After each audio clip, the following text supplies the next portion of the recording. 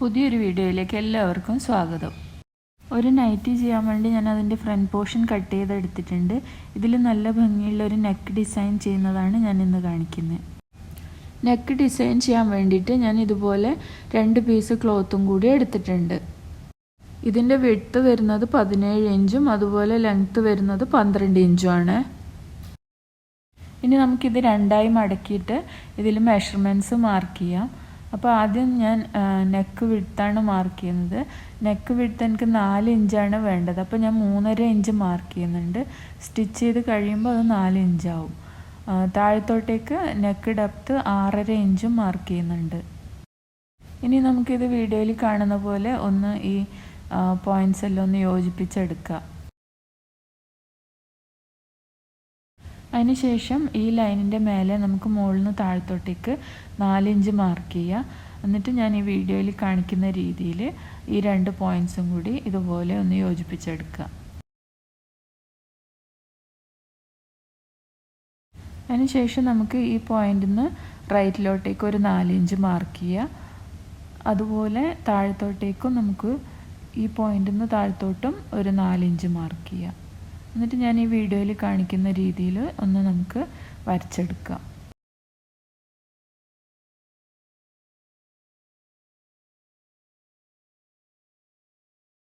അതിനുശേഷം നമ്മൾ മാർക്ക് ചെയ്ത പോയിന്റിലേക്ക് കൂടി നമുക്ക് വീഡിയോയിൽ കാണിക്കുന്ന രീതിയിൽ ഒന്ന് കട്ട് ചെയ്തെടുക്കാം.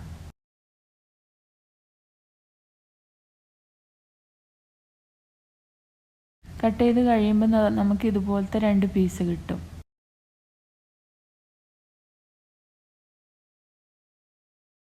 അതിനുശേഷം നമുക്ക് ഇതിലൊരു പീസിൻ്റെ സെൻറ്ററിലേക്ക് കൂടി ഈ വീഡിയോയിൽ കാണിക്കുന്ന രീതിയിലൊന്ന് വരച്ചെടുക്കാം. ആ വരച്ചെടുക്കുന്നത് എന്തിനാണെന്ന് വെച്ചാൽ നമ്മൾ ഇതിൽ ചെറിയൊരു ഹാൻഡ് എംബ്രോയ്ഡറി ചെയ്ത് കൊടുക്കുന്നുണ്ട്. അപ്പോൾ അതിൻ്റെ മാർക്കിങ് കൊടുക്കാൻ വേണ്ടിയിട്ടാണ്. അപ്പം ബിഗിനേഴ്സിന് വേണ്ടിയിട്ടാണ് ഞാൻ ഇത്രയും ഡീറ്റെയിൽഡായിട്ട് കാണിക്കുന്നത്. അല്ലാത്തവർക്ക് അങ്ങനെ ലൈനൊന്നും വരക്കേണ്ട ആവശ്യമില്ല. ആ വരച്ച ലൈനിൻ്റെ മേലെ ഞാൻ ഇതുപോലെ ഒരു 2 ഇഞ്ച് ഗ്യാപ്പിൽ ഇതുപോലെ ഒരു മാർക്കിങ് കൊടുക്കുന്നുണ്ട്. ആ മാർക്കിങ് കൊടുക്കുന്ന സ്ഥലത്ത് നമ്മൾ ചെറിയ ചെറിയ ഹാൻഡ് എംബ്രോയ്ഡറി ഫ്ലവേഴ്സ് ചെയ്യാൻ വേണ്ടിയിട്ടാണ്. അതിനുശേഷം ഞാൻ ഇതുപോലത്തെ ഒരു സ്റ്റെൻസിൽ വെച്ചിട്ട് സർക്കിൾ വരച്ചെടുക്കുന്നുണ്ട്. നിങ്ങളുടെ അടുത്ത് ഇതില്ലെങ്കിൽ ചെറിയ കോയിനോ എന്തെങ്കിലും വെച്ചിട്ട് വരച്ചെടുത്താൽ മതി. എല്ലാത്തിനും ഒരേ അളവ് വരാൻ വേണ്ടിയിട്ടാണ് ഞാൻ ഇത് വെച്ചിട്ട് ഇങ്ങനെ വരക്കുന്നത്.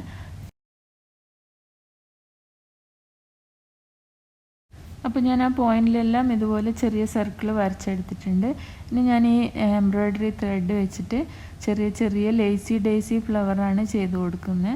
അപ്പോൾ അതെങ്ങനെയാണ് ചെയ്യുന്നതെന്ന് നോക്കാം. ലേസി ഡേസി ഫ്ലവർ ചെയ്യുന്ന വീഡിയോ ഞാൻ മുമ്പ് അപ്ലോഡ് ചെയ്തിട്ടുമുണ്ട്. അതും വേണമെങ്കിൽ നിങ്ങൾക്ക് കാണാവുന്നതാണ്. അതിൻ്റെ ലിങ്ക് വേണമെങ്കിൽ ഞാൻ ഡിസ്ക്രിപ്ഷൻ ബോക്സിൽ കൊടുക്കാം.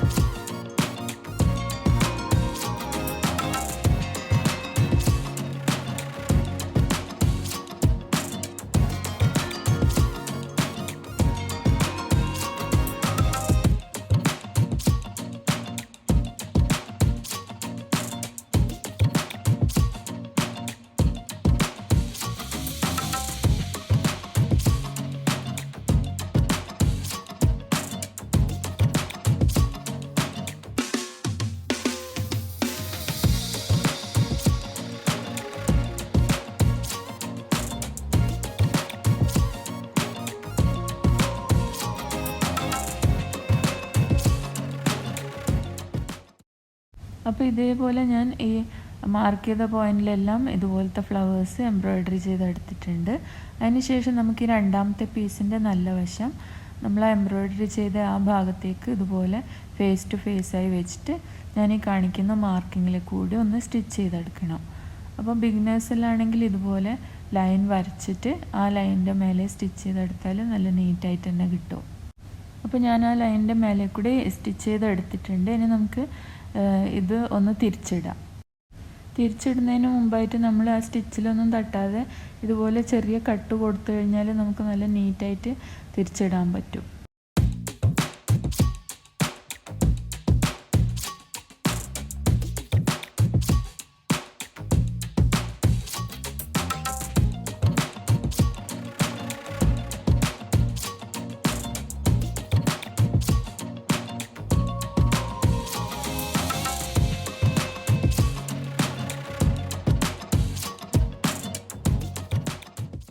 തിരിച്ചിട്ടതിന് ശേഷം ഞാനിത് നന്നായിട്ടൊന്ന് അയൺ ചെയ്തെടുത്തിട്ടുണ്ട്. ഇനി നമ്മൾ കട്ട് ചെയ്ത് വെച്ചിരിക്കുന്ന ഈ നൈറ്റി പീസിൻ്റെ ബാക്ക് സൈഡിൽ, ഇതിൻ്റെ ബാക്ക് സൈഡാണ് കേട്ടോ, ബാക്ക് സൈഡിൽ നമ്മളിപ്പോൾ റെഡിയാക്കി വെച്ച ഈ പീസ് ഇതുപോലെ വെച്ചിട്ട് അതിൻ്റെ സെൻറ്ററെല്ലാം കറക്റ്റാക്കി വെച്ചതിന് ശേഷം നമുക്ക് നന്നായിട്ടൊന്ന് പിൻ ചെയ്തെടുക്കാം.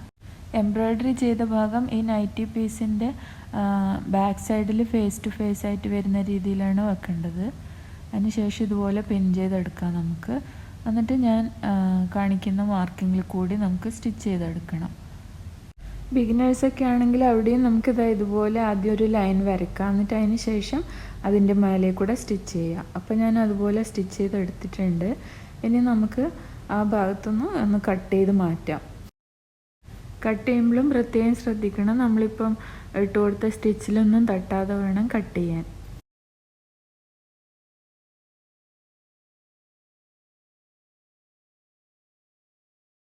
അതിന് ശേഷം നമുക്ക് ആ കോർണറിലെല്ലാം ചെറിയ ചെറിയ കട്ടിട്ട് കൊടുക്കാം.